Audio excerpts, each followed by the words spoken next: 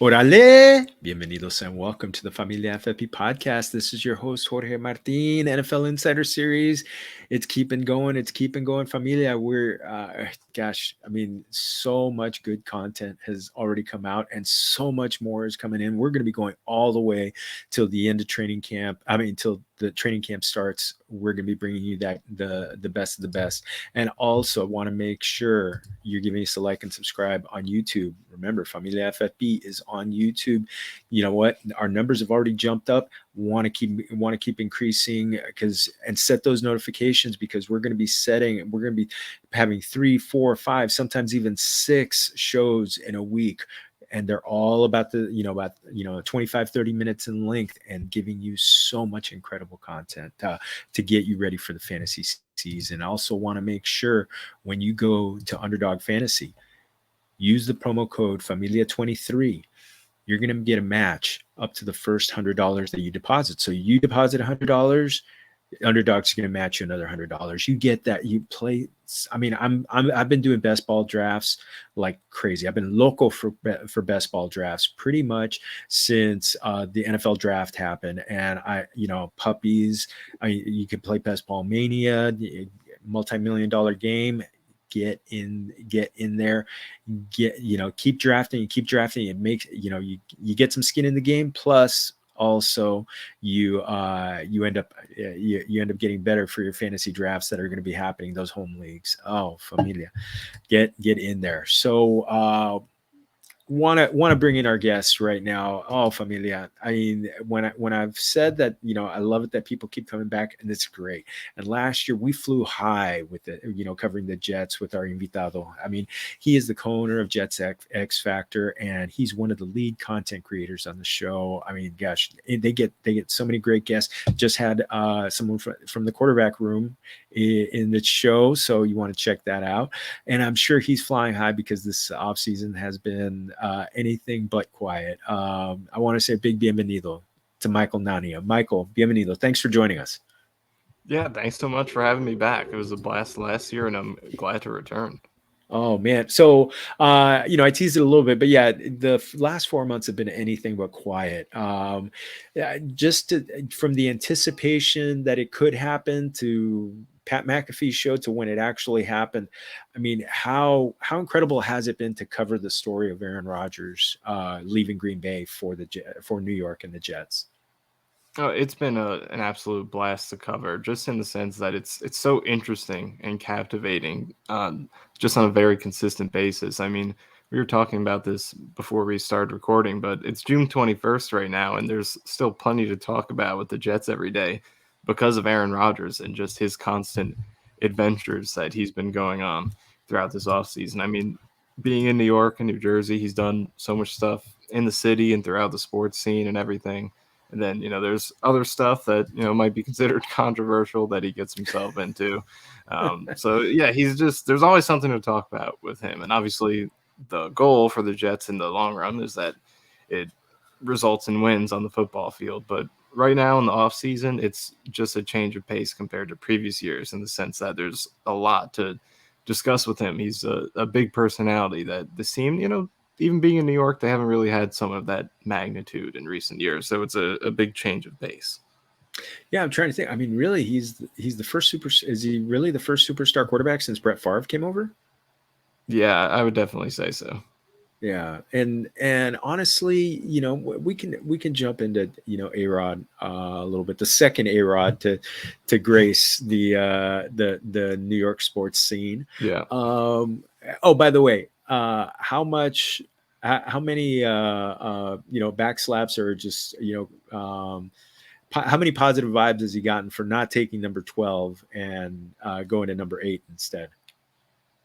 Yeah, I think for the most part, fans are supportive of that decision. I mean, before he, officially got traded to the Jets, Joe Namath did give his blessing over, I think it was on a radio interview, but he said he would give it up for Rodgers. But I think in hindsight, it's good to just leave that alone, let the history be the history, and have Rodgers make his own legacy in 8. So for the most part, fans, I think, are on board with that. Yeah, I think so. I think anytime somebody pays homage to the history of and really, I mean, obviously Joe Namath is a Hall of Famer, but he's also one of the icons of the game for the guarantee and the last Super Bowl for the Jets, the most recent Super Bowl for the Jets. I don't want to say last. Yeah. That does not sound good. But I wanted let's get into Aaron Rodgers because wasn't a great season last year. I'm gonna interview somebody from who covered him on the Packers in the coming days, and I want to get his assessment, like how much he was impacted by that thumb last year. But I think there was definitely the thumb. There was definitely his new receivers, that young receivers. Uh, he's coming off as the quarterback 16 in fantasy right now, going very late. What is kind of what is he going to bring to this offense? And could it be something where with 30 plus TDs he sneaks into the top 10 in quarterbacks? Yeah, I think the hope for Rodgers coming to the Jets is that last year can be written off as sort of an outlier for him in the sense that, some of the issues that you mentioned were holding him back. There was the thumb injury, there was Devontae Adams leaving, and him working with a receiver room where they didn't really replace Adams so much. And obviously they drafted Christian Watson, and he came on late in the year. But for most of the season, it seemed like there was a lack of chemistry between Rodgers and the young guys around him. And then he's reuniting with Nathaniel Hackett. The Jets have Garrett Wilson in place, who, while not at a Devontae Adams level just yet, does have the talent to be one of the best receivers in the league. So I think there's hope that it can be written off as a just outlier year. Circumstances weren't great, and that coming to the Jets, that their environment can help him get back to where he was. And that's not to say there's MVP level expectations. I think that's a little too optimistic, but there is a hope that he can get back to the typical Aaron Rodgers type of season, something in between 2021 and where he was last year. And he has a history of seasons where he's kind of had down production. I believe 2018, 2019, one of those years, he really struggled. Not really struggled, but had a season like last year where he wasn't quite what he usually was. So this has happened for him before, and he's bounced back from it multiple times. Obviously now he's older than he was at that point, so you're hoping that the age doesn't limit his ability to have some more years in him. But Tom Brady was great into his 40s. Brett Favre was around this age when he had a great season for the Vikings, almost got them to the Super Bowl. So there's a history of quarterbacks at this level playing good at this age. So, and then Rodgers, it's almost hard to even compare him to those guys because pure talent wise, many would argue he's the number one all time. So you're hoping that he still has plenty left in the tank. So there are reasons to think a bounce back is coming. And you know what? And really, just you talked about Nathaniel Hackett in the offense. I mean, there is so much talk about kind of comparison to Tom Brady in 2020, and they won a Super Bowl, landing in Tampa. But the familiarity with Nathaniel Hackett, and it was, getting back to Brady, it was rough at certain points. I mean, there was some learning curve, but there was a learning curve. But now coming to an offense, essentially an offense that Nathaniel Hackett is going to build around him. How, can you from being in OTAs and minicamp, can you get a sense that that familiarity is kind of smoothing things out for what could be rough beginnings? Yeah, I think there's definitely a lot to be said for the chemistry of those two guys, and just Rodgers' presence being at OTAs at all, I think was something notable because he didn't always go in Green Bay.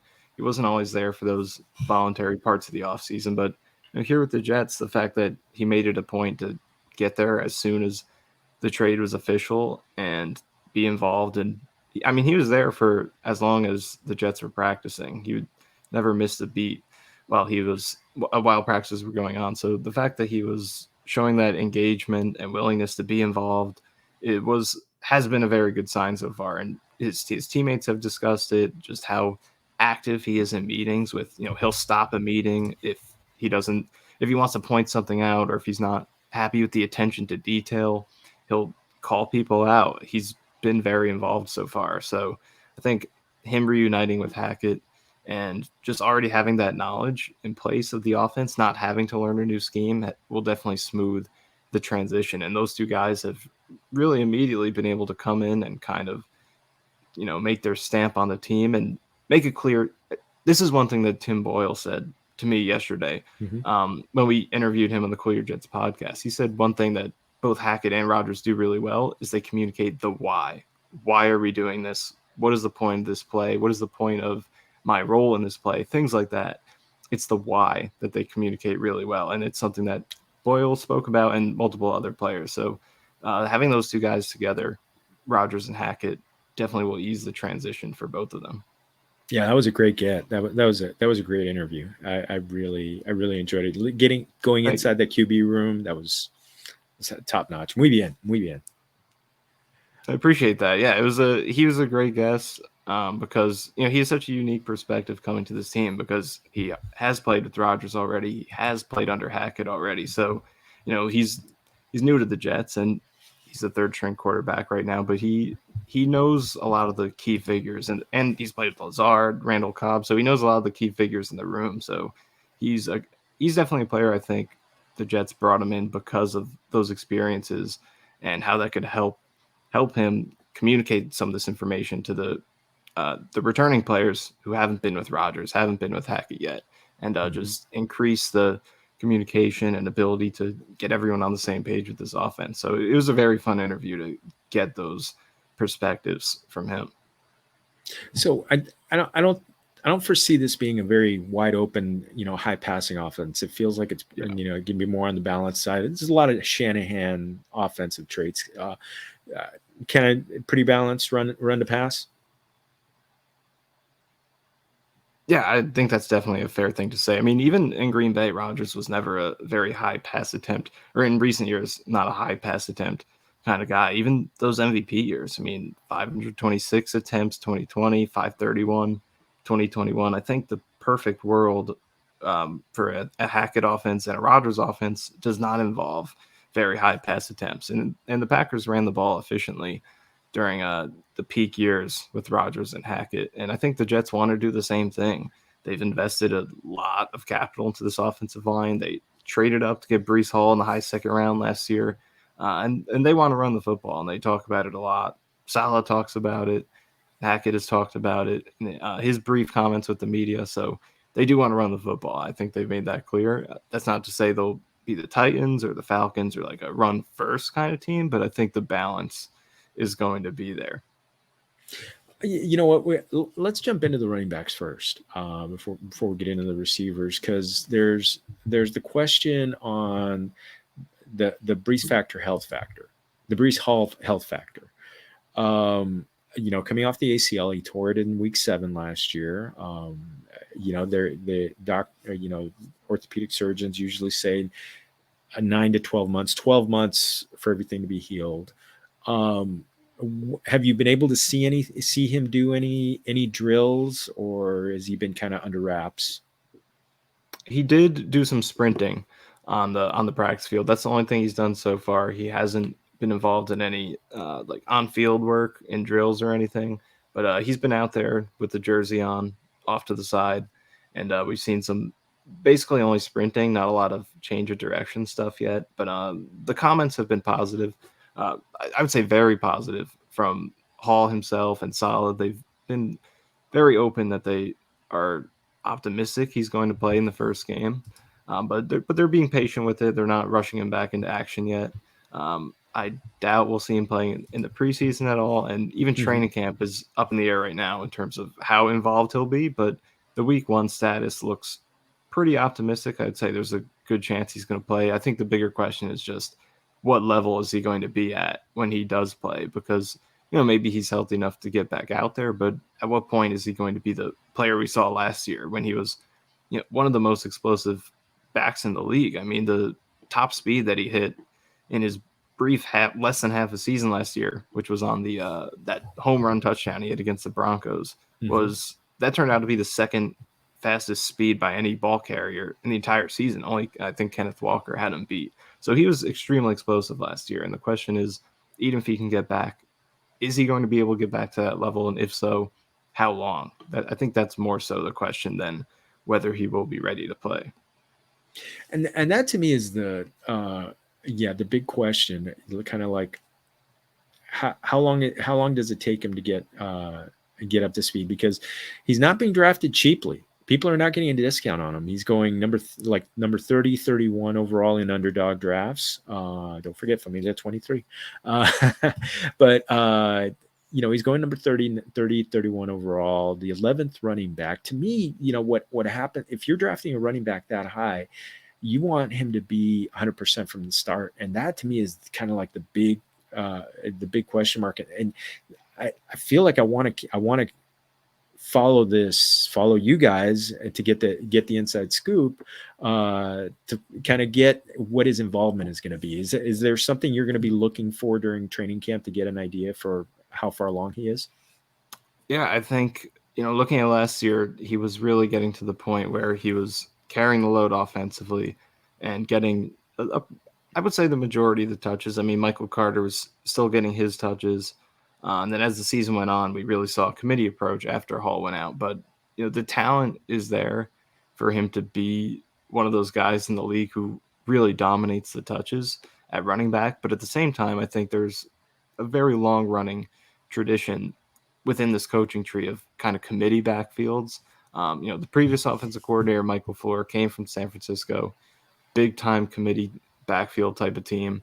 And then even in Green Bay, where they drafted A.J. Dillon, and he was essentially splitting carries with Aaron Jones there. So it will be, it's very much up in the air. It will be interesting to see how Hall's carries and his touches look as the season goes on. I think they would love for him to be the clear-cut number one guy, but at the same time, it just comes down to how ready he is once week one comes along. I think most likely, if I were to guess, and this is just me guessing because we really don't have a clear picture of it yet, nothing's really been definitively said, but I would guess to start out, it'll be pretty balanced between Hall and some of the other running backs, and even the order of the other running backs we don't really know yet because there are so many guys in the mix. But I don't think he's going to dominate the touches early, but I do think as the season goes on, we'll see him get up to speed, and then towards the end of the year, we might start to see him start to take over a larger portion of that volume.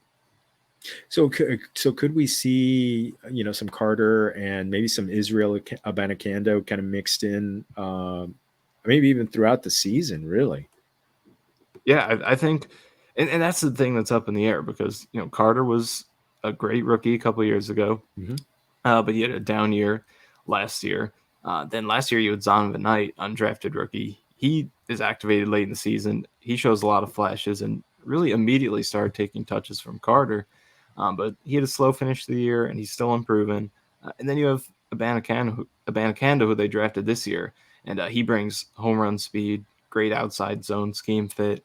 So there's a lot of guys in the mix here. Who's going to be that number two? Who's going to be number three? Do one of these guys even have their roster spot in jeopardy, or will they keep all four of these guys? So there's a lot of uncertainty with those three guys right now in terms of how it's going to stack up. But I would say that there are early reports, and this is very early. It's only OTAs. We haven't even seen them put the pads on yet or play preseason or anything. So take it with a grain of salt. But there have been very positive reports about Abanikanda out of Florham Park in terms of what his involvement has been and the offensive staff being high on the potential of giving him a pretty big role early on. So I'd say he's gotten the most buzz out of those three guys so far, but still a lot of time left to go until it's all sorted out. Oh, outstanding. So you mentioned having, some guys having their roster spot in jeopardy. One guy is not. Garrett Wilson. He's, I think for me, I think he's ready for a big year or two leap. He's got one of the most accurate passers of all time, who's got a chip on his shoulder, is going to be motivated, and now he's got a number one receiver.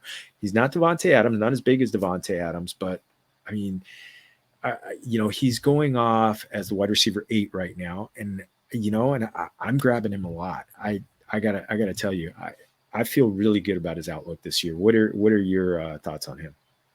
Yeah, I mean, the ceiling is sky high with Wilson, and really the biggest reason to feel optimistic about him is that the volume was already tremendous Yeah. last year, and he still put up great numbers even without very good efficiency on those targets, which was largely because of the quarterback play. Because he was separating like crazy all year. They peppered him with targets, but a lot of the throws just were not online because the quarterback play wasn't very good. But even in spite of that, he still put up over 1,100 yards. The touchdowns only had 4 of them, but that you expect to go up this year because there were a lot of touchdown opportunities left on the table last year, and the reception volume was high. So I think that's the thing. Like, he was already, as a rookie, getting a lot of targets, and there's really no competition that should change that because they did get Al Lazard, but they also lost Elijah Moore, and they never really got that second star receiver who's really going to compete for Wilson with targets. It seems like this offense is structured in a way where Garrett Wilson is going to dominate those targets. So you expect him to maintain that target volume from last year, and you expect that he'll be a lot more efficient on those targets because he's got a quarterback who will actually capitalize when he gets open. So very, very high ceiling for Garrett Wilson. No, he's one of my favorite picks this year. I've actually, I love grabbing him and like CD Lamb at the, kind of at the turn. Monroe St. Brown, those guys, they're in that cluster right there where it's just it's so fun to grab them. Now, could there be? There's a lot of guys, friends of Aaron, Alan Lazard, Randall Cobb's coming in. Mecole Hardman is comes in from KC.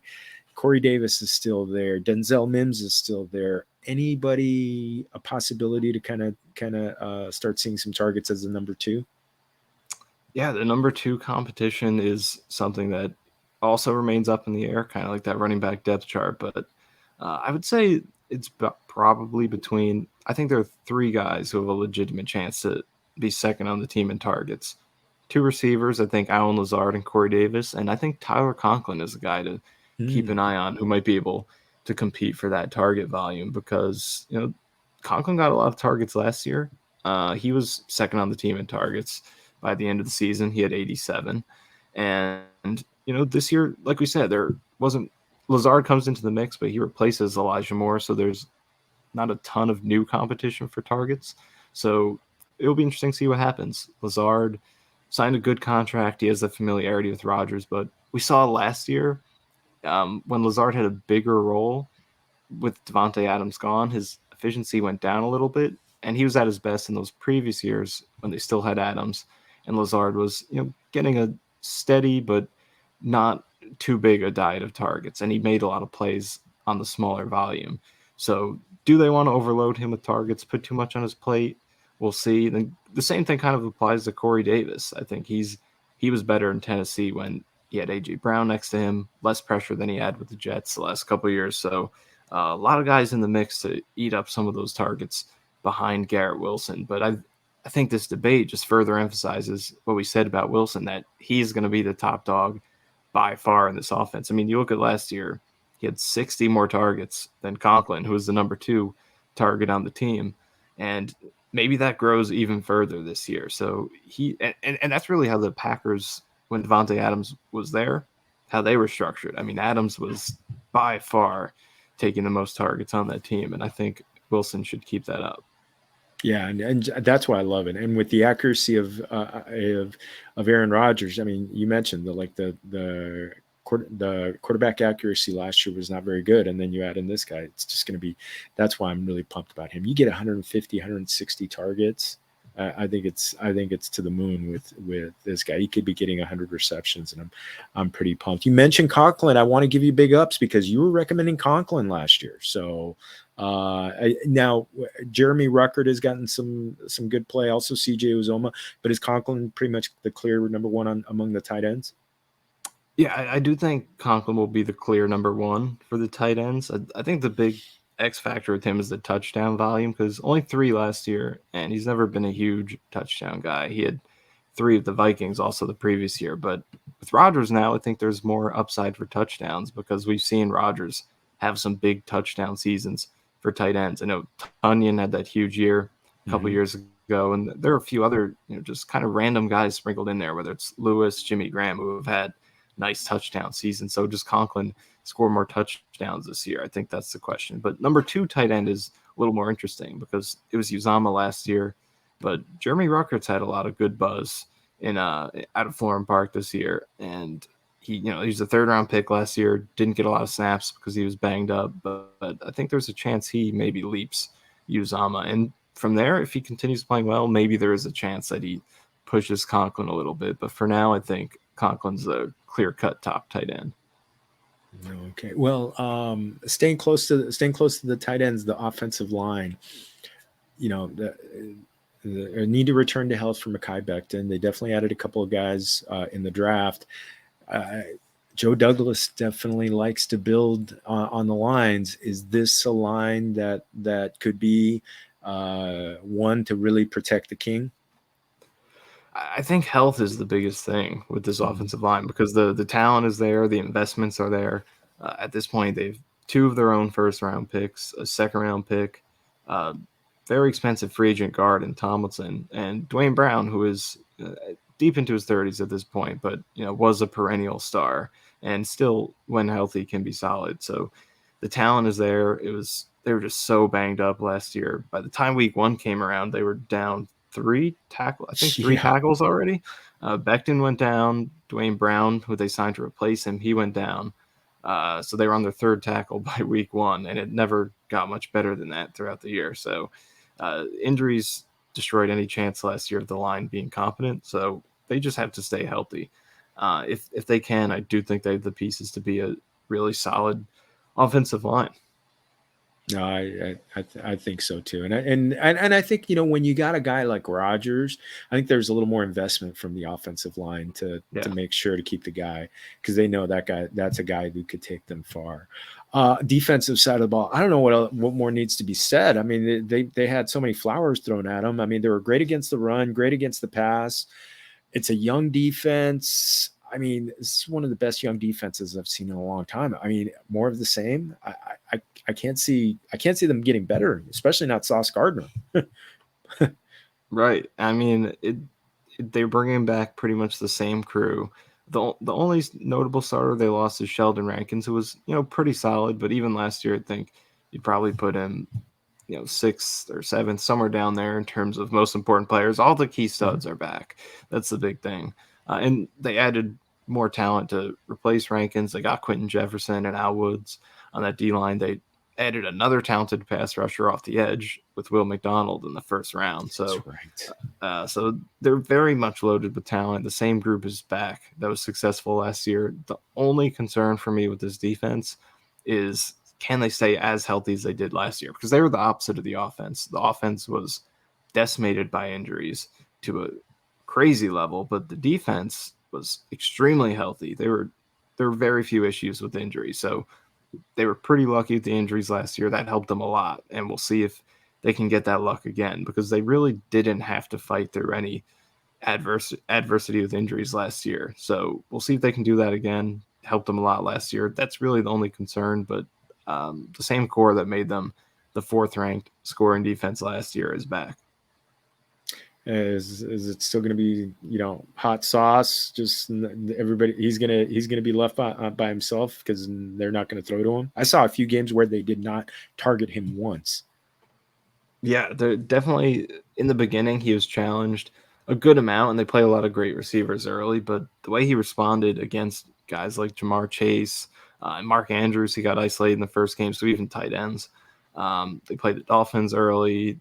The Steelers with George Pickens, Deontay Johnson. The Dolphins, they played early. He got challenged a lot, and he continued to answer the bell. And then as the season went on, you saw those targets go down and down and down to the point where he just basically was shutting down whoever's on his side just by being there. And then what was so great about it was the guy on the other side, DJ Reed, he was not, I was going to say equally excellent. Maybe not equally excellent, but he was extremely good as well. So Sauce pushing targets away didn't hurt the defense because Reed was handling those extra targets going his way. So having those 2 guys next to each other, and in the slot, Michael Carter II is a very underrated player around the league. He's one of the best slot guys. So really that whole cornerback trio complemented one another so well. Oh man. Well, one last football question, and it's more of a dynasty question because it's about Zach Wilson. Everything seems to be said the right way, but he's really been kind of like gone into the background. For people who, I mean, he's still so young. Could For people who have him on their rosters for dynasty leagues, would you caution them to hold? That's kind of what I'm telling them to do. Yeah, it's tough because it's really the biggest question is will he be able to get another opportunity Right. with the Jets? Because Rodgers, he's the starter this year. Obviously, injuries are always possible, so maybe he gets thrown in at some point. But then next year, is Rodgers going to play his second year? I Right. guess it depends on what happens this year. Do they win the Super Bowl? I think they would hope to, but assuming they don't, would he come back for a second year? Then if he does, will he get traded to another team? And will that team give him an opportunity? So it's right now, I think the road to him being a starter again barring injury, is it's kind of murky. So you don't really know when he's going to get that next shot. I think that's what would deter me the most. But because of his youth, there's still upside and untapped potential. But at the same time, he just struggled so much last year that he really does need a lot of time and development, I think, to get back on track. And that's why this is a good situation for him, because he's getting the chance to just sit back, kind of reset his mind, get the pressure taken off him, and kind of focus on some of the things that could help him maximize his potential. But I do think it'll take a good amount of time for him to be able to make those improvements to where he could get the most out of his talent. Oh, fantastic, fantastic, Michael. God, my man, like the other A-Rod, you hit it out, man. Thank you, thank you. One last fun one. Talked a little Mexican food last year. Any hot takes? Any new dishes you've tried that you want to recommend for people out there in the Familia community? I don't know if I have anything new recently. Yeah, I don't know. I don't think I really had anything new recently. I wish I had something more exciting to say, but I mean, do No. you have anything to recommend for me? Oh, I always recommend birria. Okay. I'm sure in the New York, New Jersey area with the great restaurants. I'll send you a couple birria and al pastor tacos. Al pastor, those are two of the best. And even a good kind of like a little pollo, a little kind of like a grilled pollo. It can be really good, kind of similar to a carne asada, pollo asado. So that's always good. So try the and one of my standards is always chorizo. Okay. So nice Awesome. little Mexican sausage. So I'll send you a DM. So all those ones to kind of, that one's got a little more spice to it, but so good, so good. And then once you try them, I want you to hit me back. Let me know what you think. I'll write it down. Definitely put it on the list. Awesome, brother. Awesome. Hey, you mentioned you guys are going to be really busy. Aaron Rodgers is going to keep you busy for this quiet period that, for the next month plus until training camps. What point people to what you got coming up on Jets X-Factor? Yeah, you can hear more of my stuff on Cool Your Jets podcast. We had Tim Boyle on recently, like we said. We also talked to Thomas Morstead, Trey Dean, Jets rookie safety. So ton of player interviews recently. And then you could check out my writing on jetsxfactor.com. Oh, good stuff there. Yeah, I've seen some of that stuff. So definitely check them out, Familia, and make sure you're checking us out on YouTube. Get that like and subscribe. Give us that thumbs up. Keep those numbers growing. It keeps us growing. And I mean, you guys are definitely chiming in, but set those notifications so you get those. So I'm going to be dropping them in maybe some different times of the day just to see how the algorithm works. Also, make sure you're going to underdogfantasy.com, Familia 23. Use that promo code, and then you get 100. You match your first $100. Other than that, Familia, make sure if you want to get this on audio, go to Apple, Google, Spotify. Thank you to Spotify for podcasters for putting us out there. And lastly, FamiliaFFB.com. I'm gonna have some content there, some content on other sites coming up too. You definitely check that out on Twitter at Jorge Martin 17. I'm gonna be pushing everything out there. Otra vez, Michael, mi amigo, muchas gracias for joining us. Thank you all. Muchas gracias for joining us. And remember, todos somos familia. Salud.